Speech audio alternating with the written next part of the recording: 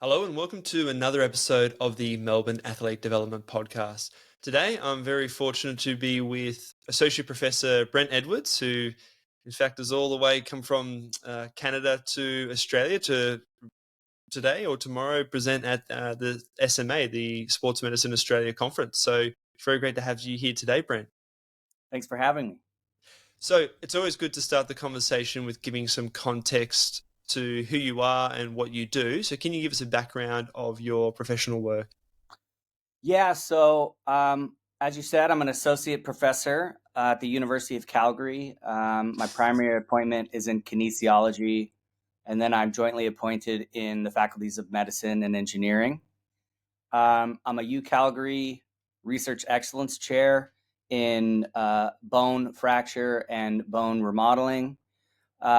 And then I'm also co-director of the Human Performance Lab, which is a core research facility in the faculty of kinesiology. We have approximately 135 students, staff, and principal investigators in there studying human mobility and longevity from all different types of lenses. But people are studying things from design of new footwear for running to osteoarthritis. So it's a lot of cool research that's taking place there. My particular research interests are on the fracture and mechanical fatigue of bone and other biological materials. And within that framework, the research really spans multiple dimensional scales. So we do basic experiments at the tissue level, just to get a fundamental understanding of the way that bone and other biological materials respond to load, and in fact determine what characteristics of bone are the most important for determining its strength and fatigue resistance.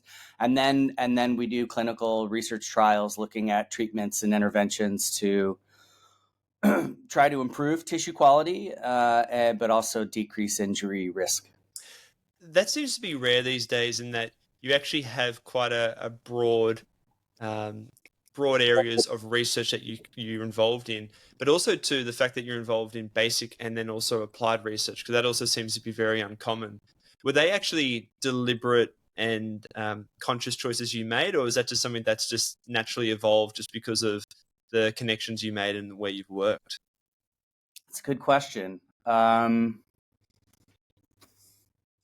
think it happened very organically. It wasn't sort of deliberate, but I actually started in the applied sciences. I started my research, my master's work was looking at humans running in zero gravity with gravity replacement loads, to try to look at some of the reasons that crew members on the International Space Station were not necessarily maintaining bone or muscle, despite the fact that they were participating in these exercises. So I actually started from a really applied setting, but the research question itself was deeply rooted in bone and muscle atrophy.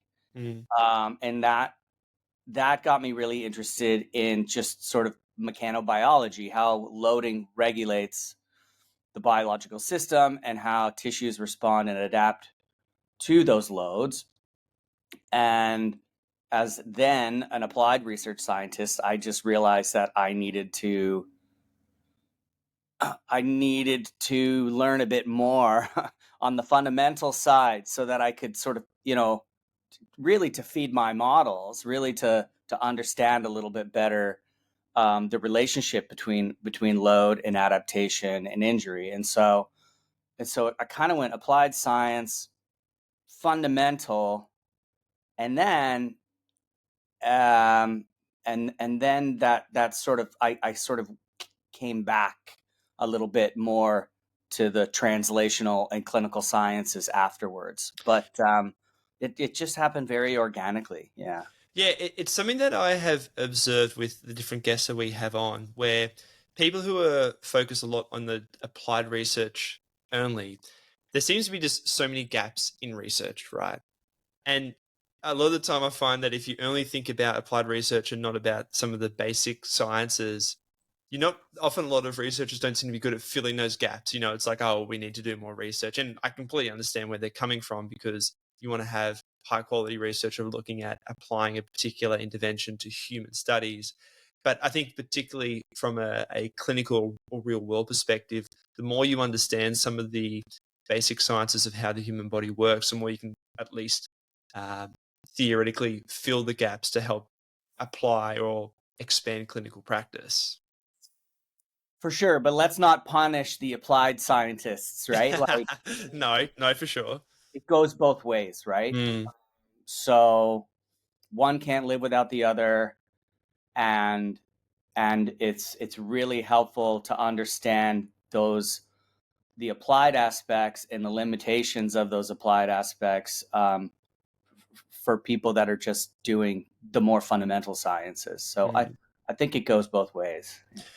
So you mentioned that you've done a lot of research in looking at bone health, and I know you've done a lot of stuff specifically looking at stress fractures too. Can you just talk a bit more broadly about some of the research you've done in that field, and then we'll dive a bit more into some of the specifics? Ooh, okay. I need to figure out. Maybe I'll start with stress fracture. Okay, Sure. maybe I'll start with stress fracture. So we think we know the underlying mechanism of stress fracture and how it happens, but there's specific details that we do not yet fully understand, and so and we can get into this if you want. But so one of the questions is, I think we know that stress fractures are sort of these injuries with these insidious onsets. They happen, they don't happen really acutely, they happen over time. People are submaximally loading their bones through repetitive loading or cumulative bouts of loading activity. And sort of damage accumulates within the tissue over time, and that can degrade the quality of the tissue, and ultimately lead to fracture, stress fracture, what we clinically call a stress fracture. But within that framework, there's lots of different questions. So it's still really not yet known if the development of a stress fracture is a purely mechanical phenomenon in which you get damage that accumulates at sort of a rate that's way too large for the bone remodeling processes to sort of handle, right? But some people think that it's actually could be the remodeling process itself in response to the damage that creates the injury. So let me give you an Okay. example. So you have mechanical loading, and because you create a little bit damage, that serves as a stimulus for remodeling. So then you get very targeted remodeling of the damaged tissue. And what that can do, it temporarily leaves a little bit of a pore. It makes the bone a little bit porous. It makes it weaker. Anytime we repair a tissue, we kind of have to break it down a little bit first in order to repair it.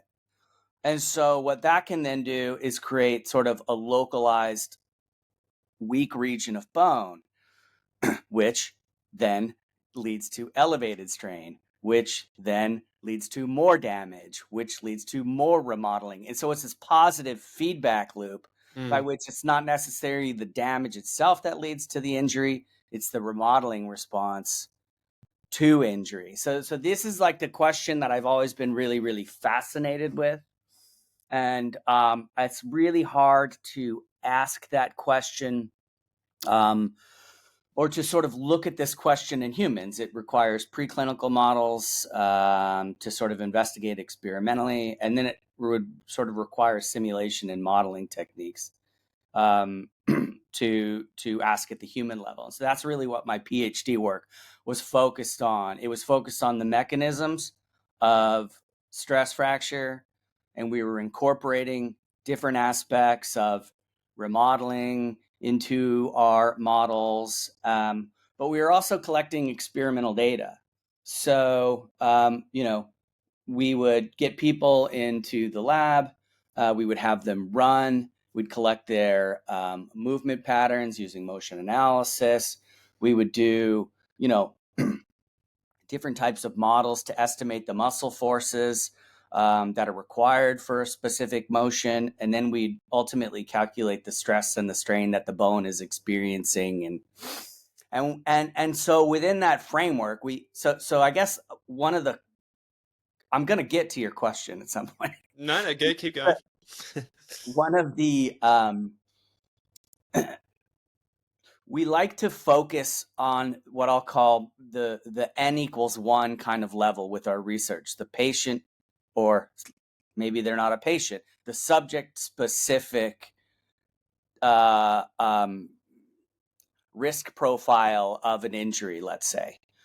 And so in order to do that, there's a lot of information that we kind of need to know. We need to estimate the quality of your tissue because it's different between everyone. And so we use medical imaging techniques to do that. We need to know what the loads that you personally experience. And so we need to bring you into the lab and we need to calculate your movement pattern. And then we need to know something about your activity patterns and how much you rest and these types of things, because all of these things determine the injury profile of an athlete. And so what my research has really been focused on over the last 10, 20 years is trying to gather all of that information, and then trying to very sort of deliberately model what we think are the most important aspects of things that lead to, let's say, overuse injuries in an athlete. And so we have looked at various different interventions to reduce individuals' risk for stress fracture. Reducing stride length, for example, is one of them. We've looked at changes in running speed. We have new work looking at grounded running. We've looked at footwear. We've worked with the U.S. military looking at load carriage and how that influences stress fracture risk in individuals and what can be done there. And so that's been, on the applied side, that's really been where the focus of stress fracture has been. A question I'm interested to ask and understand is, you mentioned about there's obviously things we can think about with risk factors for stress fracture injuries, but then you sort of mentioned the thing about the N equals 1, because we all have individual variations in our biomechanics, in our tissue capacity. I guess you can even think about things like, nutritional status, age, gender, and things like that. Is there much that's been done on looking at modeling stress and strain from, say, ground reaction forces and how that's influenced by individual tissue capacity? Because when I think about biomechanics, we can obviously look at someone's movement patterns. We can look at determining ground reaction forces, joint angles, and so on.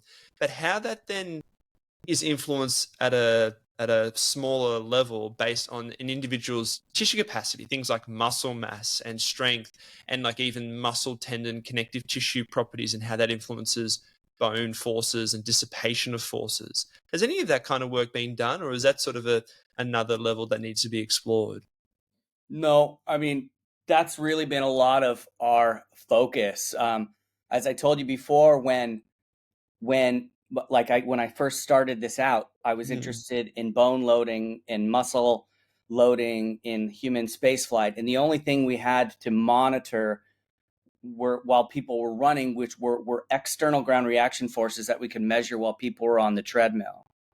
I just wasn't satisfied with that. I mean, we know that the majority of the loading that the musculoskeletal system experiences is not due to external forces. It's due to internal muscular loading. All you need to do is a back of the envelope free body diagram of, the Achilles tendon when somebody's standing on their tippy toes to realize how much higher the force in that Achilles tendon is than your body weight, let's say. So we know that muscles are the most important thing for loading.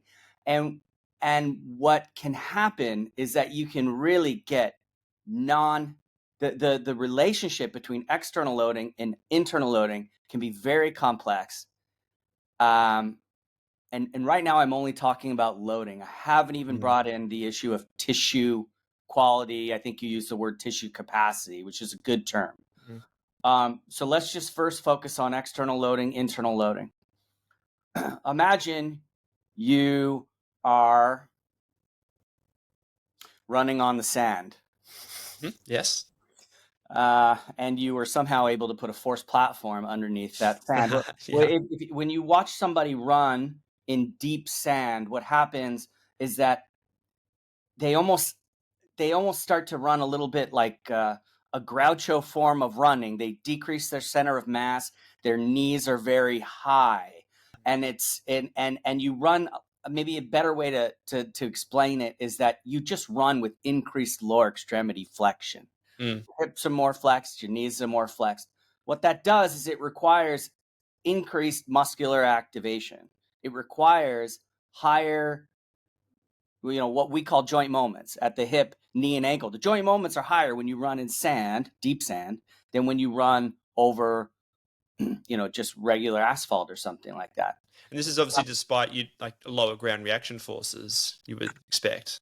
That's the point. Yes. Run over in the deep sand, the ground reaction forces are lower, the internal joint moments are higher, meaning that the muscle forces are higher, meaning that you can end up in certain situations. Deep sand running is a weird one, but it's a nice analogy, or it's a nice example to think about. But yeah, you can end up with examples in which the external forces are reduced, but the internal forces are increased. And I've spent a lot of my time sort of investigating different scenarios in which things like this could happen.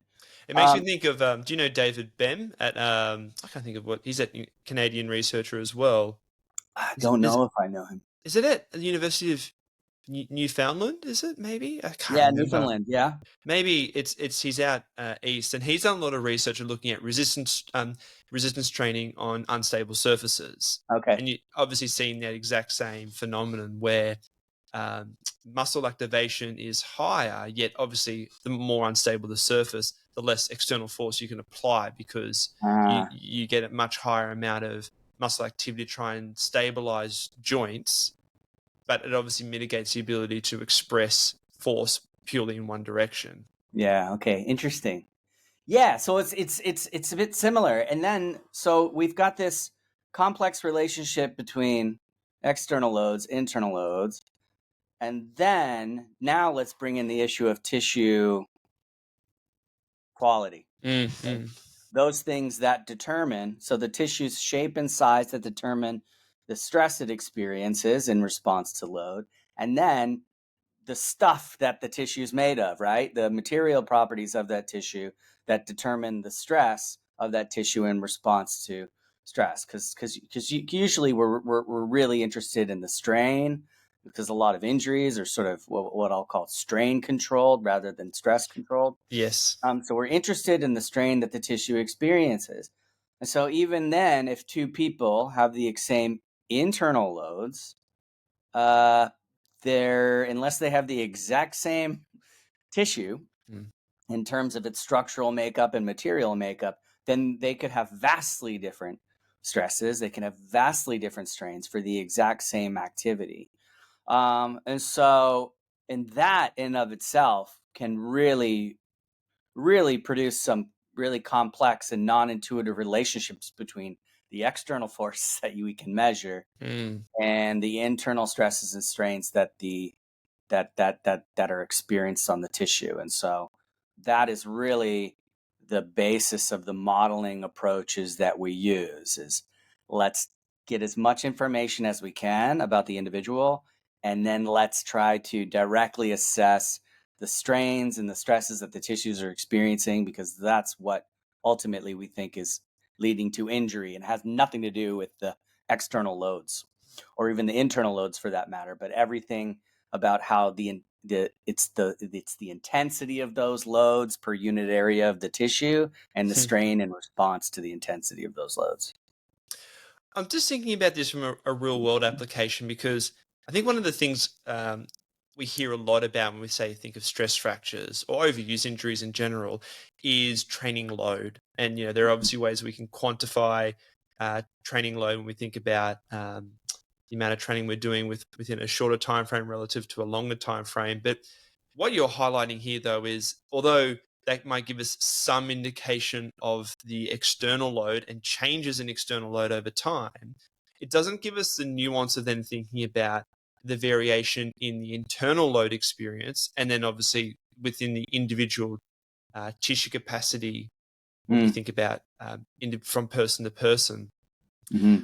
Are there ways that we can start to be a little bit more nuanced and tailored to thinking about some of these concepts you're talking about, to try and think of, okay, well, we're measuring their external loads through their amount of training they're doing. How do we start to get a bit more of a understanding of the individual profile for thinking about internal loads and individual tissue capacity? Yeah, that's the holy grail right there, right? And what I hope some of the research that we do can sort of inspire others to. But I think there's things that we can do better just from a load monitoring perspective. Yeah, okay. And then I'm going to get into the individual effects. But because sometimes we're interested in one athlete's risk profile relative to another athlete's risk profile. That's when this question of tissue capacity or tissue structural makeup, material makeup really, really matters, because you can have two people, same training loads, different tissues, so they have different risk profiles.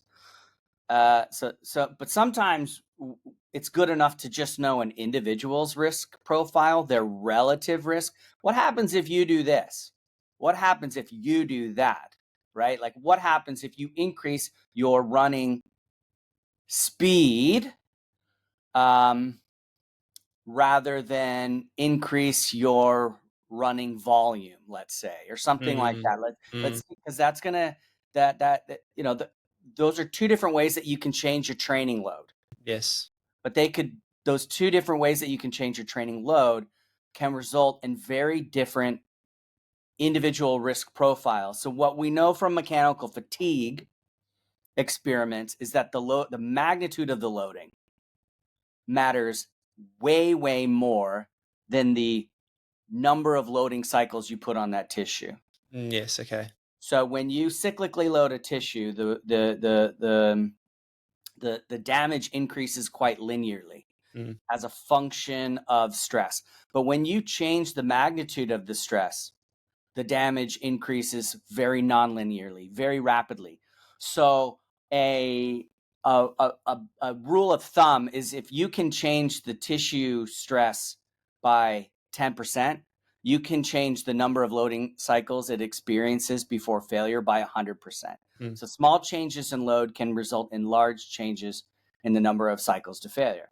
And so just knowing that is something we should be able to do better with training load, because a lot of people aren't even considering the fact that if you have an athlete training at different intensities, that can change a risk profile very differently than having an athlete train longer or for shorter periods of time. So we need to distinguish between the intensity of loading versus the exposure of loading or the time under loading. And I think if we just start there, we can start to do a lot better at looking at an individual's risk profile. What would happen if you changed your volume of training by 10%?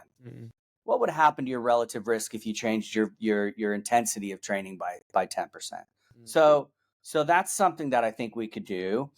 But then, yeah, I mean, when it gets to really trying to look at how athlete A's risk differs from athlete B's risk, then that's when we really have to start bringing in these questions of tissue quality. And we have tremendously good ways at examining tissue quality and tissue capacity. And sometimes as an applied scientist, it's not really at our disposal, or it's hard to get, or it's expensive maybe to do an MRI or a computed tomography scan. We don't have the ultrasound machine, these kinds of things. But we do have really good ways at looking at differences in the structural material makeup between athlete A and athlete B. Mm. And, hopefully we can take more advantage of those kinds of imaging modalities for, to more appropriately monitor athlete training loads. Can we use proxies to potentially quantify this based on, say, things like training history, or looking at, say, strength measures or power and elastic measures to get an indication of potential tissue capacity and tissue tolerance? Yeah, I mean, if you just take the standpoint that in general tissues are well adapted to their habitual loading, Mm. and so I mean, you take an athlete that has been training for a long period of time, or they're stronger, or they have, higher muscle power profile. I think it's a safe assumption to assume that the quality of their tissue is better than the kid who sits on his couch, not training, Mm. right? And so training history is hugely important for stress fracture. It's one of the number one predictors of those individuals that go into basic training that do get an overuse injury or a stress fracture. What is your previous training history? Are you coming in sedentary? You're at a much higher risk of getting a stress fracture than somebody who's coming in that has a history of physical activity and these types of things. So there's probably proxies that we can get. And it's probably safe to assume that maybe a stronger person. Let's say you can measure muscle strength. It's probably a safe assumption to assume that their bones are stronger than Mm. somebody. But it's interesting. I've never really seen a study. I mean, there is a lot of crosstalk between muscle and bone. And in general, if you look at population specifics, you will see a very strong correlation between lean mass and bone mineral density and things like that. Mhm. But yeah, in terms of muscle force production or power production, I don't know if anybody's actually looked at that. What about then? I'm just thinking about other variables that I know you've have looked more into, like things like how age and obviously gender influence bone health. Can you elaborate a little bit more about looking at, say, starting with the differences between male and female physiology and how that influences bone metabolism? Um, okay, so you said bone metabolism, Mm. but I'm going to focus on structural differences first because I Okay, know a sure. hell of a lot more about the differences in the structure of the bone between uh, men and women than I do about differences in bone metabolism. Um, Although I sort of understand in theory, but so so we've done quite a bit of work in this area of differences in bone between males and females. And so one of the things that we are able to do is using advanced imaging approaches is essentially get a bunch of computed tomography scans of young athletes, and we can start to look at sort of differences in the amount of mineralization, the cortical thickness, the size and shape of the bone. And what we can also do with these models is we can just do things like, well, let's assume that there's no differences in stature between Mm. the male and the female, because males in general on average have a higher stature than females, and so on average females are going to have a little bit smaller and slender bones. But when we do these modeling approaches and we control for the overall size of the bone itself, what we do see is that female bones, even after you control for the stature effect, the female bones tend to be a little bit thinner, so a little bit more slender. The cortical shell is a little bit more thinner. And so it could be that some of the increased risk of stress fracture that we see in females is related to sort of differences in bone geometry, as opposed to differences in biomechanics, or something else, Mm. psychosocial factors that can influence differences in risk between females and males. So, I mean, in the end, it's probably a sprinkle of all these different things: psychosocial factors, biomechanics. Sure, Uh, sure. but we've found really interesting just anatomical differences between young healthy female bones versus young healthy male bones. So that's one of the things we've been studying a bit. What influences bone geometry then? Do you have an understanding of, is that related to certain hormonal factors? Are there mechanical factors that influence that too? I think probably the number one thing that influences your bone geometry is, who you picked as your parents, right? um, we know that if, and from preclinical experiments where they can actually get, you know small animal femurs and tibiae to sort of uh, grow in environments that are completely devoid of mechanical loading, that if you do grow a bone in this kind of loading environment, you will create and end up with a cartilage annulus that looks, um, just like a femur, Mm, just like a tibia. And so the basic blueprint is kind of in the DNA, right? But what happens with mechanical loading is that you start to generate very characteristic features of what a femur looks like and what a tibia looks like. So the thickness of the cortical bone, the amount of mineralization, if you think about the femoral neck and how you get this nice narrow sort of wasting of the femoral neck, and the greater trochanter and the lesser trochanter become prominent, and that's because muscle forces are pulling on those bones and things mm, like that. Um, then it really starts to take on sort of the characteristics of um, of a strong healthy bone through mechanical loading. So parents probably first. That's sort of the number one thing, and then after that, bone is most responsive during growth and development. So the more active you can be as a young child during growth and development, because that is when bone remodeling activity is at its highest. That is when bone modeling activity is at its highest. So all of the cellular processes that are responsible for the the geometry and the shape and the tuning of the skeleton, that's probably a better way to say it, sort of the tuning of the geometry of the skeleton. Those processes are most active during growth and development. And so that is really the best time for that. mm, It's sometimes you will read in textbooks and whatnot that you can't, at some point, you can't then really improve bone uh, characteristics. You can only sort of maintain what you've developed during growth and development. mhm, That's true I mean, that's mostly true. There are mm, studies out there, more recent studies, that have looked at high intense resistive training in older adults. mm, And those studies have been able to show that even older adults can improve their bone mineral density, can can do this through physical activity.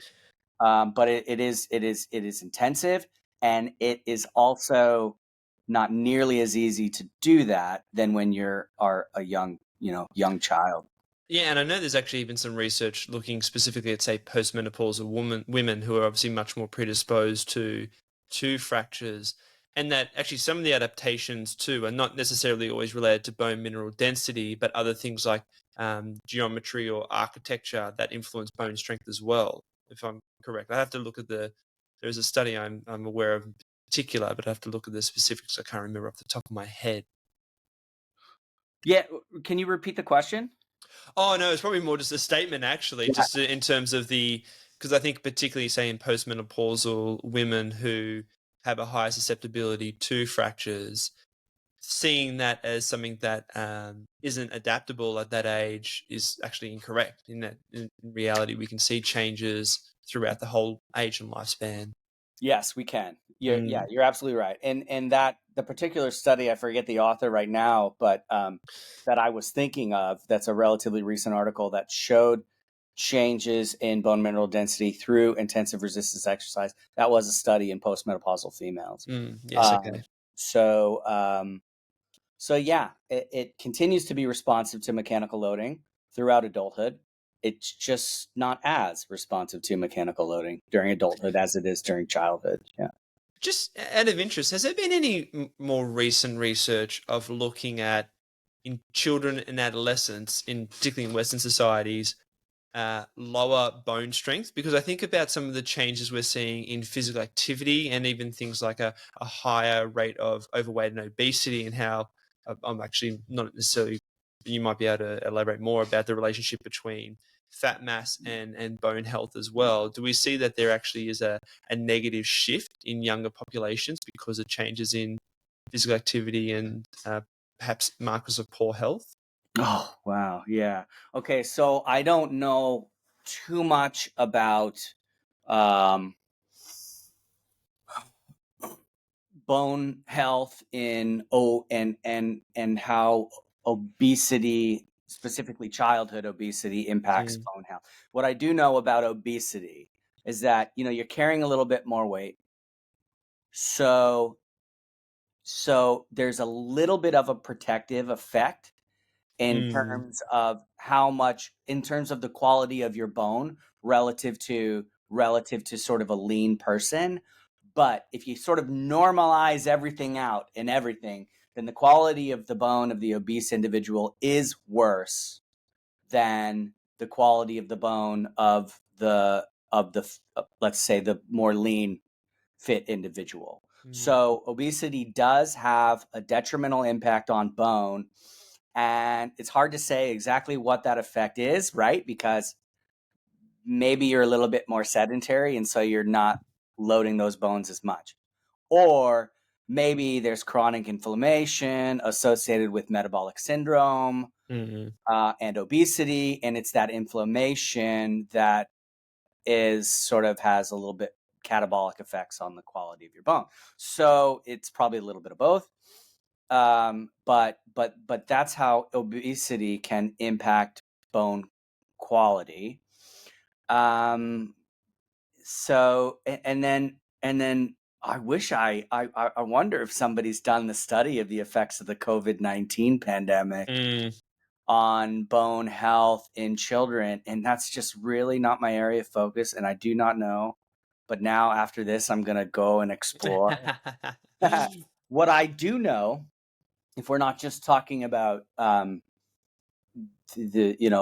being physically unfit, is there's a lot of great work, mostly by one of your fellow Australians, but he lives in America and he's at Indiana Stuart University. Warden. Yeah, Stu Warden. Okay, Yes, so I do. yeah, so he's done some really great work just showing why, especially in sort of long distance runners, Mm, why you shouldn't necessarily specialize in running at a very young age, because bone loves to be dynamically loaded. It loves mm. to be loaded in multiple directions.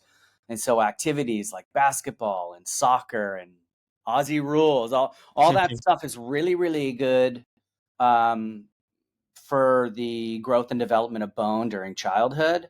Whereas, running a little bit more unidirectional, a little bit more repetitive and predictable, and what he's basically shown is that the quality of the bone in individuals that participate in multi-directional sports, or individuals that don't specialize in running but they continue to participate in multi-directional sports, that the quality of those individuals later on in life is better than those individuals that specialize in running at an early age. Mm, And there's probably some good sort of, I'm not super familiar with it, but I don't know if anyone's ever done the prospective study, but there's probably some strong retrospective evidence to suggest that. And if you are one of those individuals who does specialize early, your bone quality is less, and you are more likely to experience a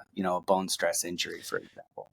That's such an interesting phenomenon in general, because you see the same occurrence with essentially all injuries being at higher with early specialization, and even actually your ceiling for development in terms of um, like success within a particular sport is also typically it's better when you have more diversity in sports that you play and you delay specialization until, say, later adolescence, early adulthood. There's Yeah. there's been some there's actually a really interesting book I've read a couple of times by, I think his name's David Epstein, called Range, talking about this specific phenomenon. And so it's interesting to see that it's a very relevant thing for injury as well, where monotony is something that predisposes someone to injury. Yep. I have a colleague who we've actually had on the podcast, who used to be a very good distance runner and used to work a lot with distance runners. And he's had a couple of cases where people with recurrent stress reactions or stress fractures, one of the things that he would often recommend is doing trail running, Ah. because there would be so much more variability, obviously, in the terrain, that would then lead to a lot more variability in the mechanical loads through the bone system. Yeah, And makes a lot of sense. I mean, anything you can do to get those osteocytes, which are those mechanosensing cells within the bone, anything you can do to sort of expose them to a little bit different of a mechanical loading environment is good. And they'll get, it's muscles the same way. You can't go to the gym and just do the same bicep curl, the same weight and the same number of sets and reps every day in and day out and expect to just continue to get appreciable gains in muscle mass. And so bone is the exact same way. You got to kind of change it up. Something you've mentioned a couple of times, and actually I wanted to go back to, because I think it's a really important principle to elaborate on, is how bone responds to the mechanical forces from the soft tissue system. Can you actually just talk a little bit more about that? Because I think that's something that perhaps is not very well understood by health professionals working with people who want to, say, optimize bone health. Yeah, I mean, well, it doesn't have to be soft tissue. It can be any type of external, and when I say external, I mean external to the bone. So not to confuse you, now we could be talking about internal loads as well. But so the signal that drives the adaptive response in bone is tissue deformation. It's Mm-hmm. bone strain. It does not respond to forces. It does not respond to stress. So it responds to strain. So it's a little bit, force causes stress and stress causes strain. But ultimately, you've got to compress that cell in order to get it to start expressing things that lead to adaptation, to really get these cells to orchestrate a remodeling response. Now, it's so it's the deformation of the cell, or it's something that's related to or indirectly related to the deformation of the cell. So it could just be what we call bulk mechanical strain of the cell itself. So the cell is compressed and it experiences, this change in shape, and it starts to respond to the loading. Or it could be that the strain at the cellular level is high enough that it damages the cell. And so now we have sort of cell apoptosis, or maybe there's some micro damage through the that sort of cuts off communication between the cells, and that serves as the stimulus for adaptation. So it could be both. It could be damage that serves as a stimulus. It could be bulk mechanical strain. It could be fluid flow that is generated through these sort of through tissue deformation. And so ultimately, you need to get the tissue to deform if you want to get the bone to if you want to get the bone to adapt. But sort of mechanistically, that's what's happening. Okay.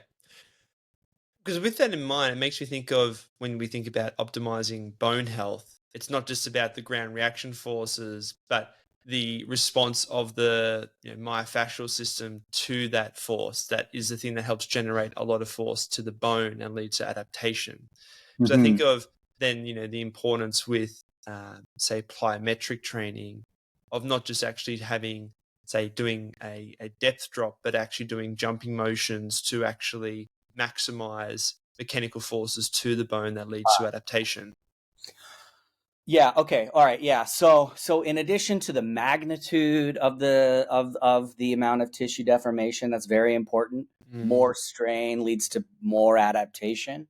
More impulsive the loading, the better it is for adaptation. So activities that are highly dynamic are like plyometrics, let's say, are if you were able to somehow keep loading magnitude constant between two activities, two of the same loading magnitude activities, one is highly dynamic, one is a little bit more static. The more dynamic one is going to stimulate those osteocytes more and lead to better bone adaptation.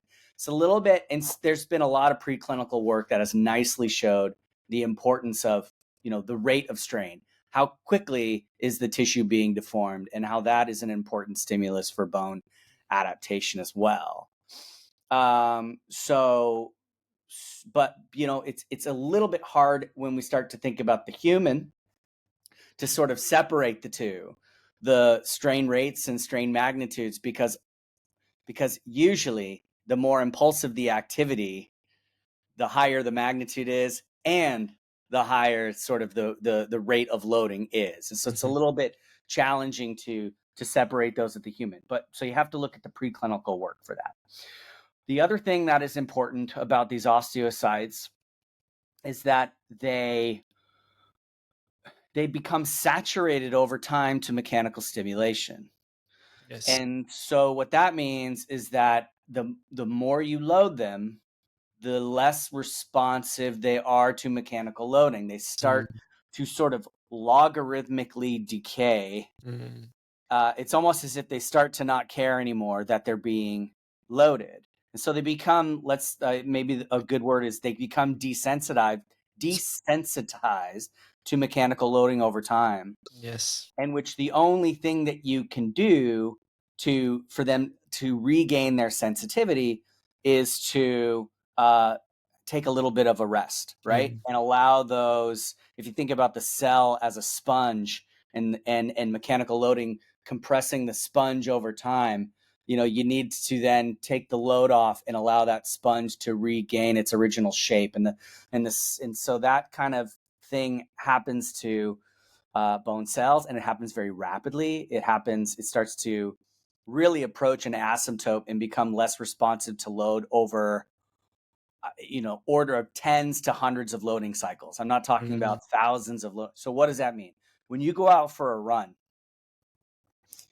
the primary stimulus to your bones happen during the first 50 to 100 loading cycles, after which you could run an entire marathon, and your bones, after those first 50 to 100 loading cycles, those are the ones that are the most osteogenic.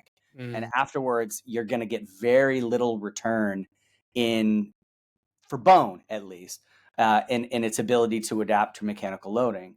And so what is most effective for bone building is high magnitude, highly impulsive activity followed by rest.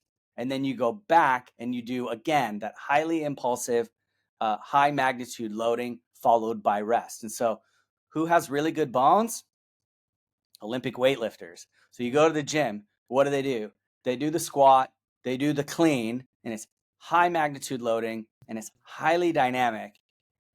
And then they go and sit down, right? They go and they sit down for a while and they recover and they rest. And then they go back and they do it again. So bone loves that.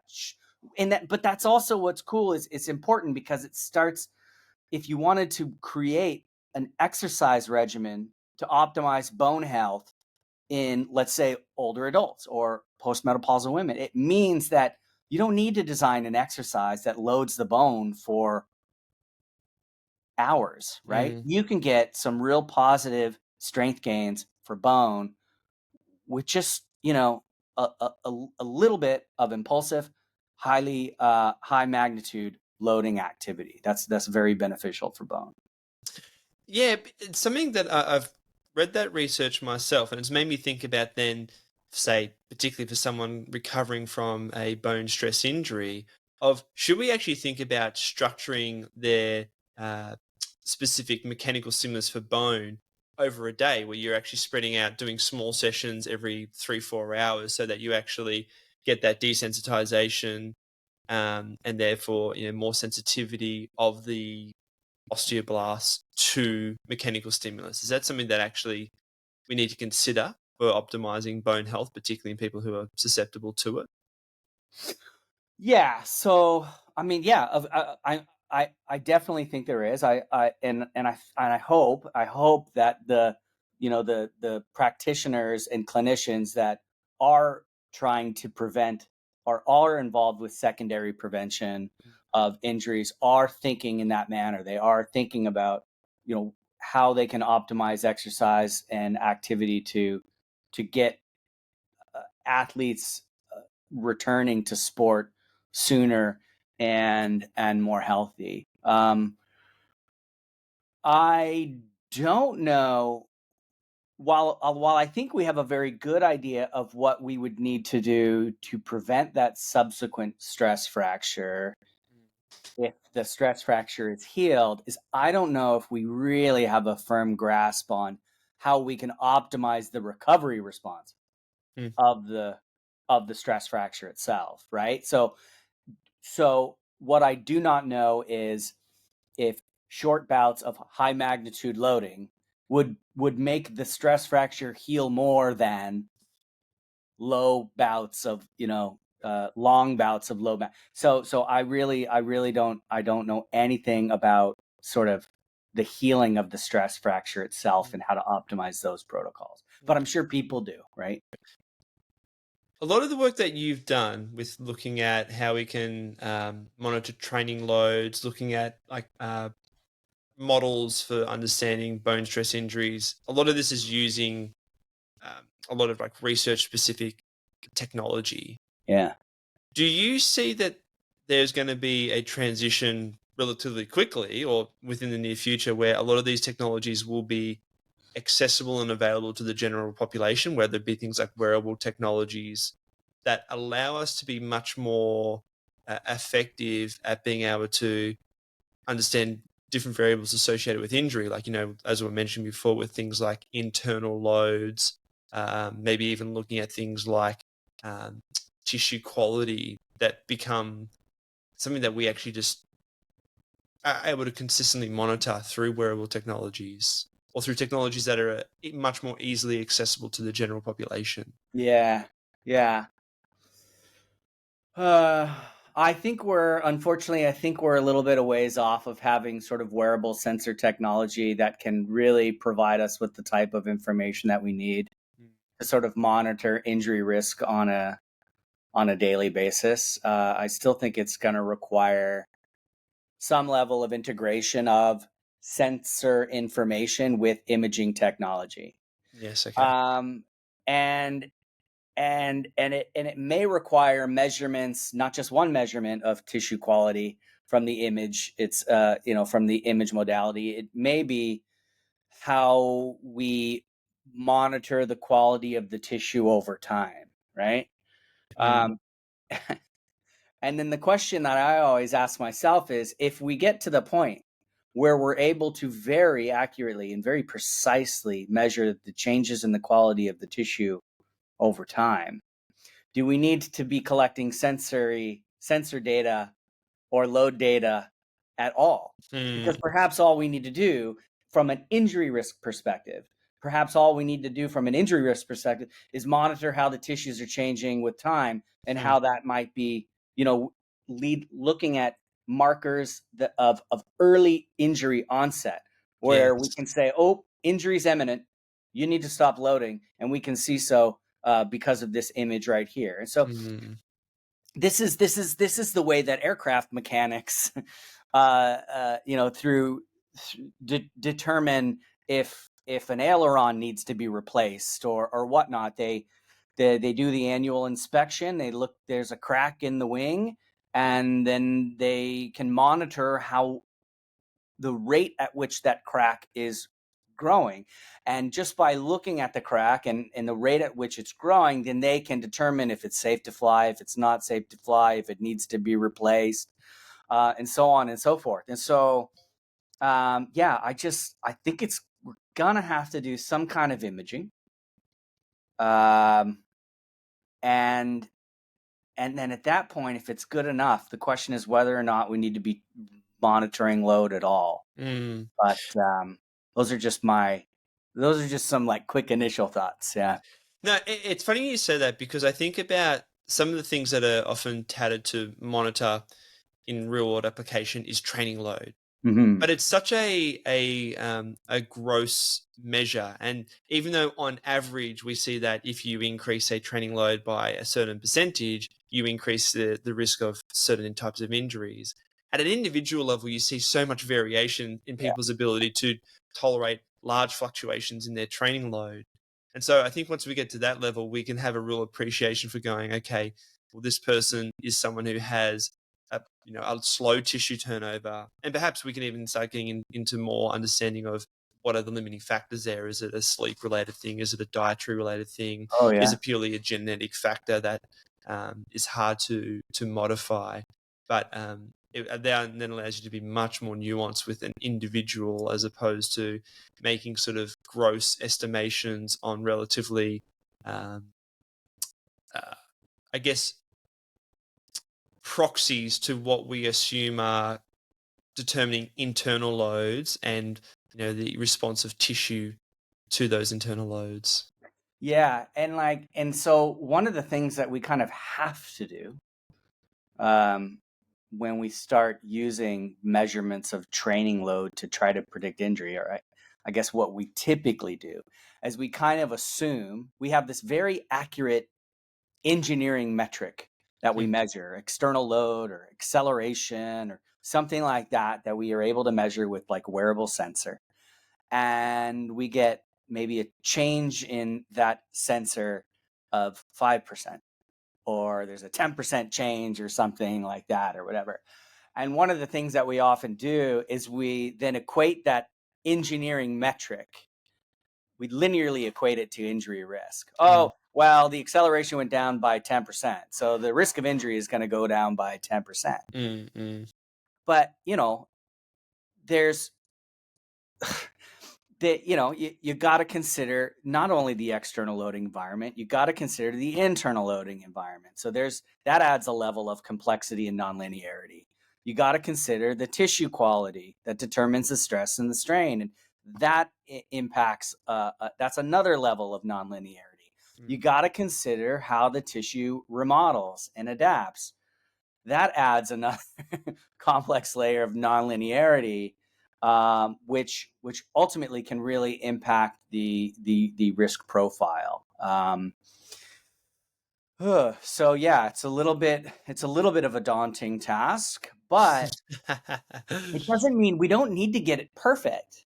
Mm, But for years we've been relying on external metrics, and and and and for some reason you rely on external metrics and you add a little bit more complexity into your models, like, oh, well, I know that this person's bone mineral density is lower than that person's bone mineral density, and so you say, well, this person's going to have the increased risk because the loads are the same but their bone mineral density is lower. And then somebody comes in and they go, some skeptical person, and they go, yeah, but you're not accounting for remodeling and adaptation. It almost seems like the naysayers in the field get louder and louder and louder the more complexity we add to these models. But they mm. were perfectly fine. They were perfectly fine in the past, looking at knee joint angles during drop landing and inferring ACL injury risk from that. But the minute you try Mm. to make it a little bit better, people start to complain a little bit. So I'm not saying we're going to make these injury risk prediction models perfect, but I do think we can make them better. And I do think advanced medical imaging is a way that we can really leverage the data that we are getting from things like wearable sensors and other types of load monitoring technology. And I think it might not be perfect, but it'll be better. I'll just stop there. Yeah. Well, this is actually a conversation I had recently with a colleague of yours, Judd Colcoven, who's done a lot of research and looking into injury modeling, because it's a question I often ask myself. Because, well, the first thing to consider is when we think about humans, what kind of a system are we dealing with? Because I think a lot of the time, some of the modeling is very simplistic and linear. Yet when you look at humans and say biomechanics, there's a difference between mechanics and biomechanics in that biological tissue often displays nonlinear types of responses to different types of variables, and how accurate we can then get at predicting, say, things like injury because of that complexity. But Yeah. I guess it's probably a matter of just figuring out how many variables are involved and how those actual variables interact with each other. Yeah. Yeah. And then there's situations in which maybe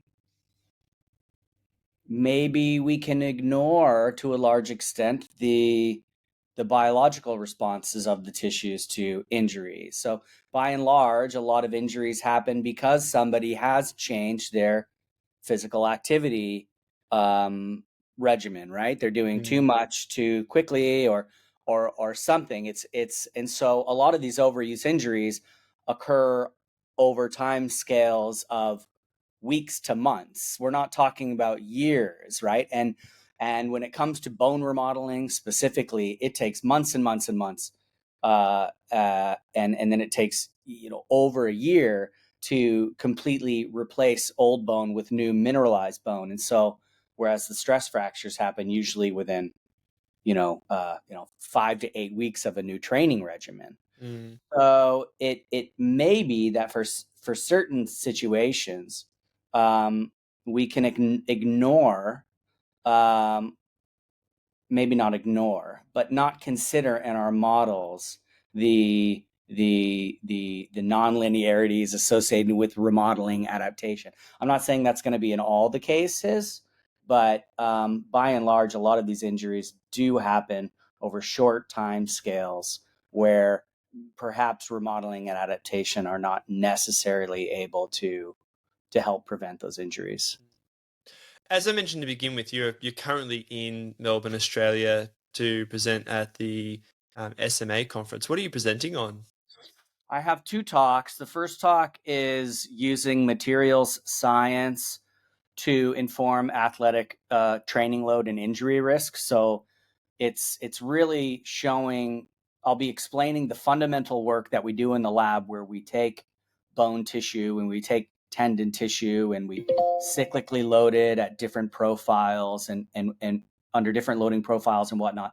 And we look and see how the tissue degrades. We look and see what are the important constitutive components of the tissue that determine its fatigue resistance and its strength. And then it's basically, how can we use this information to better inform our training load metrics? So, it's a little bit of like what I talked about before, about putting a larger emphasis on the magnitude of loading rather than the number of loading cycles and things of that nature. And then the second talk is just very focused on applied modeling of stress fracture risk. And I'll be talking about some of the interventions that we've looked at, some of the ones I was explaining before, like footwear and whatnot, and how that can influence an individual's risk profile for developing a stress fracture. Well, to finish off, can you actually talk a little bit more about the relationship between footwear and stress fractures? We haven't really touched on that very much. Ooh, yeah, look, there's never been the definitive prospective longitudinal injury surveillance study that has been able to show that the footwear that you predict really influences your stress fracture risk. Mm. So I'll say that first.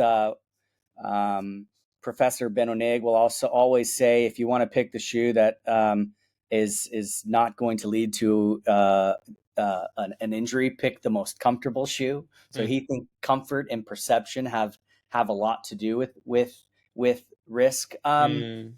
But we have done certain things with our models. For example, like we have shown that if you acutely switch from a traditional type of running shoe to a minimalist type of running shoe, which was somewhat popular, a decade ago, that the risk profile for a metatarsal stress fracture can increase quite suddenly. So it has implications for how soon or how quickly or how acutely you should change your footwear. Mm. If you're a runner, say, you should change your footwear from that which you're sort of habitually accustomed to. It may be that it takes quite a long time to transition over safely. We've done a little bit more work recently, none of it published yet, but it's kind of early days, looking at if these sort of super shoes, advanced Mm. footwear technologies and runners are impacting stress fracture risk. There's been a few case reports out there that suggest that maybe they're increasing the risk profile of some runners. Um, and what our models are showing is that no, they do not necessarily impact the internal stress and strain that the bones of the foot experience. So if they are impacting a runner's stress fracture risk, it's probably less likely anything to do with the loading environment, but more likely their excitement with the cool new shoes and the fact that they're going to be running more or they're going to be running faster, and that will impact their risk profile. A question I always like to ask our guests to finish up is seeing if there's actually anything that you're currently learning about, reading about, or exploring outside of your professional work. Outside of my professional work. Outside of your professional work. Outside of my professional work is my hobbies are my two little kids, Mm. 9 and 6-year-old. Sorry, it's now 7-year-old boy, and so um, Maybe outside of family and work, there's not a lot of spare time, perhaps. no, I mean we do enjoy alpine skiing, Mm. and so I'm constantly thinking about that, and I'm getting Mm. excited for the snow to fall down and come back. I mean, I was a young competitive skier, and I got a few ACL injuries as a kid, All right. and so I am very interested in ACL injuries, particularly in alpine athletes, but it's an area that I haven't really done a lot of research in. And so I have been, again, this is not outside of my professional work, but I have been sort of, it's outside in that I haven't really studied a lot of ACL injuries. But I do think that some of the modeling approaches and some of the tools and ways of thinking about overuse injuries, I do think that they have some important applications for things like ACL injuries. So to some extent, ACL injuries is largely treated as and thought of as sort of this acute overloading event. But there is some nice research to show that the ACL is loaded during habitual activity. It can accumulate damage, and so it can also fail through a series of submaximal loading events. Mm. And so, if this is the case, then a lot of the approaches we use to examine overuse injuries in athletes may be relevant to some acute injuries like Mm. ACL rupture. So I'm interested in exploring that a bit more in my work, but I definitely have to get the money first to do that. Yeah. Well, it seems to be something you're pretty good at too, in terms of doing research.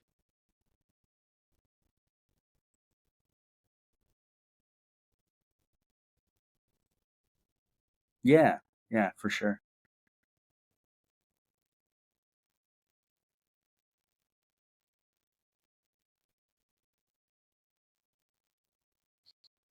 You won't find me on Twitter anymore these days, but I'm starting to get a little bit more active in LinkedIn. So you can find me on LinkedIn. I don't necessarily post a lot of the research that we're doing, although some of my students will be sort of posting the research that we're doing on LinkedIn. But if anybody is interested, best way to get a hold of me is just shoot me an email. I'm easy to find. Google me, University of Calgary, Brent Edwards. Shoot me an email, and that's probably the best thing you could do.